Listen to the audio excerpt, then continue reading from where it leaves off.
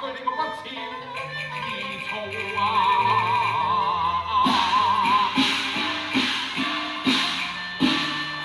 你真係大逆不拿道，不禁大發牢騷，竟將牌匾毀爛，都忘記做中公啊！老牌匾係如此關家，天下人人都知呀，到你今日你竟離都亂，仲慘過殺我千，都我也在睡濕眠乾，我當你如豬都話你今日竟然不把親恩來呀，